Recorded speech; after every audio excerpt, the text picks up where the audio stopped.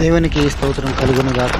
ఈరోజు దేవుని వాగ్దానం శుభ కార్యక్రమమునకు మిమ్మల్ని అందరినీ కూడా ప్రేమపూర్వకంగా ఆహ్వానిస్తూ ఉంటున్నాము. నేటి లేఖన భాగము యెషయా గ్రంథము 45వ అధ్యాయము 3వ వచనము.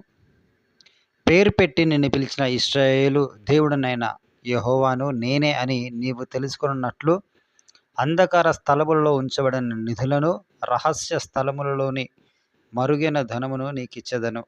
దేవునికి స్తోత్రం కలుగును కాక. ఈ ఉదయకాల సమయంలో దేవుడు అద్భుత రీతిగా ఒక చక్కటి మాటలు మాట్లాడుతూ మనల్ని ధైర్యపరుస్తూ ముందుకు నడిపిస్తూ ఉన్నాడు. ఏ ప్రజలైతే మరి దేవుణ్ణి ఎరిగి ఆయన నామమును ఆశ్రయించి ఈ యొక్క భూలోకంలో ఆయన యొక్క పిల్లలుగా, ఆయన యొక్క భక్తులుగా ముందుకు కొనసాగించబడుతూ ఉన్నారో వారి దేవుడు అని ప్రజలందరూ తెలుసుకుంటట్లుగా తన ప్రజలను ఈ రీతిగా ఆశీర్వదిస్తాడో ప్రభు సెలవిస్తూ ఉన్నాడు. ఆయన శక్తి, ఆయనకు సామర్థ్యం ఏంటో మనము మన చుట్టూ ఉన్న ప్రజలందరూ కూడా తెలుసుకోవాలని ప్రభు ఎప్పుడు కూడా కోరుకుంటూ ఉంటాడు. దేవునికి స్తోత్రం కలుగును గాక. ఎందుకనగా ఆయన శక్తి మితిలేనిది. ఆయన అనంతమైన కార్యం చేయుటకు శక్తివంతుడుగా ఉన్నాడు. అసాధ్యాలను సాధ్యపరిచే దేవుడుగా ఉన్నాడు. ఇక్కడ మాట సెలవిస్తూ ఉన్నది, నిన్ను పిలిచిన దేవుడు నేనే అని నువ్వు తెలుసుకున్నట్లు మన జీవితంలో ఏదైతే అంధకారంలో దాగబడి ఉందో, రహస్య స్థలములలో ఏదైతే ఉందో ఆ నిధులను, ఆ ధనమును దేవుడు మనకు అనుగ్రహిస్తూ ఉన్నాడు. చూడండి దయచేనమ్మ, మనం మరుగైపోయినది, మన కంటికి కనబడింది, రహస్యమందున్నది ఏది కూడా మనం పొందుకోలేము. కానీ మన దేవుని యొక్క శక్తి సామర్థ్యంలో మనం తెలుసుకోవడానికి ప్రభు మనకి ఇస్తున్న వాగ్దానం ఏంటంటే, అవన్నీ కూడా నేను నీకు అనుగ్రహిస్తాను, దాన్ని బట్టి నువ్వు నేనేంటో తెలుసుకుంటావు అని చక్కని మాట సెలవిస్తూ ఉన్నాడు. దేవునికి స్తోత్రం కలుగును గాక. దేవుడు తన ప్రజలను విడిచిపెట్టే దేవుడు కాడు. ఆయన తన ప్రజలను విడిచిపెట్టేవాడు కాడు. 7వ వచనంలో కూడా చక్కని మాట ఉంటుంది, నేను వెలుగును సృజించువాడను, అంధకారమును కలుగజేయవాడను, సమాధానకర్తను కీడును కలుగజేయవాడను నేనే, యెహోవా అను నేనే వీటన్నిటినీ కలుగజేయవాడను. దేవునికి స్తోత్రం కలుగును గాక. వెలుగు అయిన దేవుడు చేసేదే, అంధకారమైన దేవుడు చేసేదే. సమాధానము కీడు కూడా, అది రెండు మనకు కలగజేసేది కూడా ఎవరంట? దేవుడే అంట. ఆయన మేలు చేయగలడు, కీడు చేయగలడు, వెలుగు చేయగలడు, అంధకారము చేయగలడు. అన్నీ చేయుటకు శక్తి కలిగిన దేవుడు అంట ఆయన. ఆయన శక్తి మనం అనుభవించాలి అంటే ఆయన మనకు దేవుడిగా ఉండాలి. ఆయన నడిపేటువంటి ప్రజలుగా మనం ఉండాలి. ఆయన వైపు చూస్తూ ముందుకు సాగేటువంటి కృపను మనం కలిగి ఉండాలి. ఈ మాటలన్నీ కూడా మరి ఎవరి గురించి ఆయన రాస్తా ఉన్నాడంటే,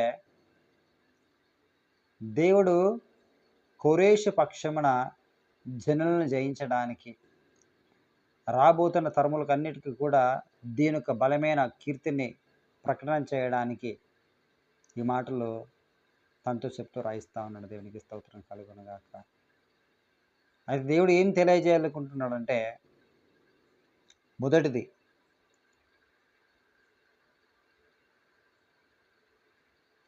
ఆయన ఏంటో తెలియజేయాలనుకుంటాడు. What is God. రెండవది ఆయన సామర్థ్యము. మూడవది అందరూ కూడా దేవుడెవరు తెలుసుకోవాలి. ఈ మూడు కూడా జరిగించబడాలంటే మొట్టమొదటిగా ఆయన నమ్ముకున్న మనం దీవించబడాలి, ఆశ్రయించబడాలి. అసాధ్యమైన కార్యములన్నీ కూడా చూస్తూ ఉన్నప్పుడు, అరే నా దేవుడు ఇంత గొప్పవాడా, ఈ కార్యం చేయటకు శక్తివంతుడా అని మనం నమ్మి విశ్వాసంతో ఇంకనూ ఆ కార్యం పొందుకుని ముందుకు సాగుతూ ఉన్నప్పుడు, అరే వీరి ప్రభువైన యేసుక్రీస్తు వారు నమ్ముకొని వీరి జీవితాలు ఇంత అద్భుతంగా మార్చివేయబడ్డాయే, అసాధ్యాలన్నీ వీళ్ళకి సాధ్యంగా మార్చివేయబడుతున్నాయే, నిజంగా వీరి దేవుడు గొప్పవాడు ఈయన ఏ కార్యం చేయటకు శక్తిమంతుడు అని చెప్పేసి ప్రజలు తెలుసుకుంటారు. ఆయన శక్తి సామర్థ్యం నీకు తెలుస్తుంది, నిన్ను బట్టి అనేకులకు తెలియజేయబడుతుంది. అప్పుడు దేవుడు తను అనుకున్నది నిశ్చయంగా నెరవేర్చబడతా ఉంది. మరి ఈ కార్యం జరిగించబడాలంటే మొదటగా మనము తెలుసుకోవాలి. నువ్వు తెలుసుకోవడానికి ఈరోజు దేవుడికి మాట తలగిస్తాను. ఒకవేళ నీ జీవితంలో రహస్య స్థలములో దాగున్న ధనము నువ్వు చూడలేదేమో, అంధకార స్థలములో ఉంచిన నిధులను నువ్వు చూడలేదేమో, ఇక ప్రభు నీ కొరకు ఆ రెండు కూడా తెరవబోతా ఉన్నాడు. గడిచినటువంటి ఒక 1.5 year బ్యాక్ మాకు మందిరం నిర్మాణం జరిగింది. నిర్మాణం చేయబడిన క్రమంలో మాకు విశ్వాసుల మందిరం కట్టడం జరిగింది. వారెంతో త్యాగపూరితంగా వారి పనులను త్యాగం చేసుకొని వారు మందిరం కట్టారు. కఠిన కొన్ని దినాల తర్వాత వారికి భయంకరమైన ఒక సమస్యలు వచ్చాయి. కరువు, కాఠిన్యం వచ్చింది. మాకు చేతనంత మేము చేయగలిగాము.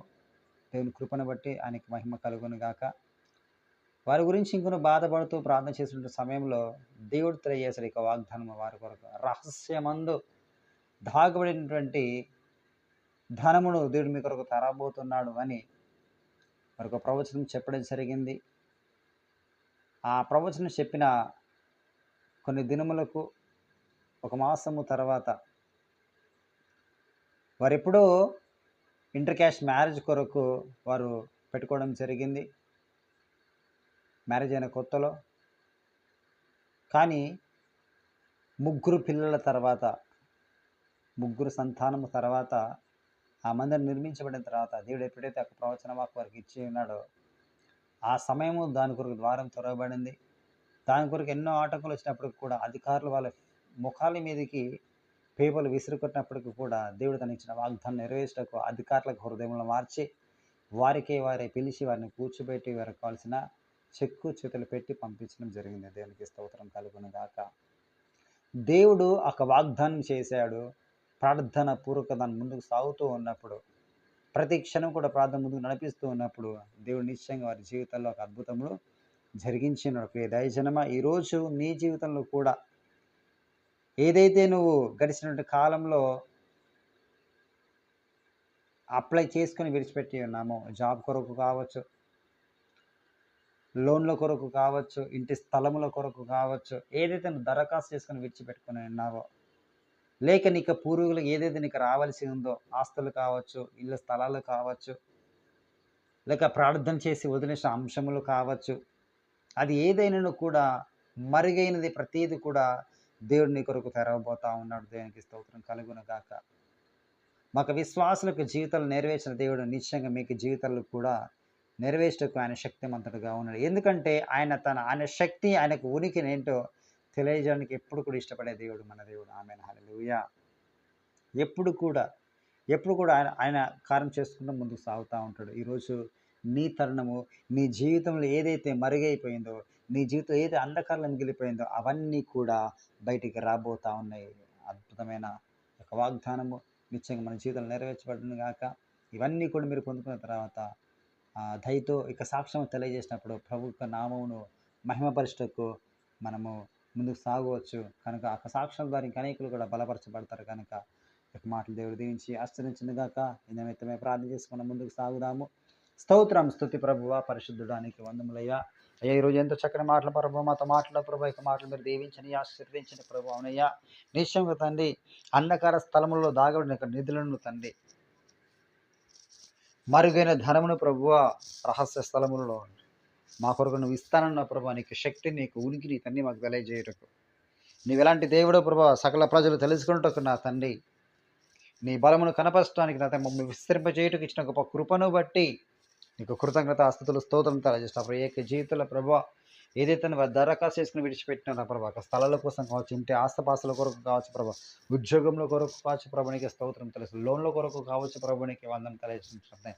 ఇంకొక ప్రార్థన అంశంతో అయితే రాసుకొని విడిచిపెట్టిన తను చేసి విడిచిపెట్టిన తను ప్రతి దానికి కూడా అతన్ని గొప్పగా నువ్వు ద్వారం తెరవబోతున్నందుకే నీకు వందనాలు తండ్రి, కృతజ్ఞత స్తుతులు స్తోత్రం తెలియజేస్తున్నావు ప్రభునికి వందములయ్యా. వారి జీవితాల అద్భుతమైన తని బలమైన కారణం తను మీరు జరిగించి మహిమ మీరు పొందవలసిందిగా ఆరోపిస్తున్న ప్రభునికి కృతజ్ఞత స్తుతులు స్తోత్రం తెలియజేసిన తన ఆర్థికంగా, ఆరోగ్యంగా, కుటుంబికంగా, మానసికంగా నా తండ్రి అనారోగ్యాలతో బాధపడుతున్న ప్రతి బిడ్డను కూడా నా తండ్రి వారి బాగు చేయవలసిందిగా ప్రార్థించి విడిపించి తండ్రి రక్షించిన స్వస్థపరచవలసిందిగా ప్రార్థన చేసినప్పుడు కావాల్సిన ప్రతిది కూడా సమకూర్చి మీరే మహిమ పొందవలసిందిగా ఆరోపిస్తారు తండ్రి వాహనం కొరుకునే వారు కూడా తండ్రి ఒక ద్వారం తెరవబోతున్నాకి నీకు కృతజ్ఞత అస్తులు మీకు స్తోత్రం తెలియజేస్తుంటారు.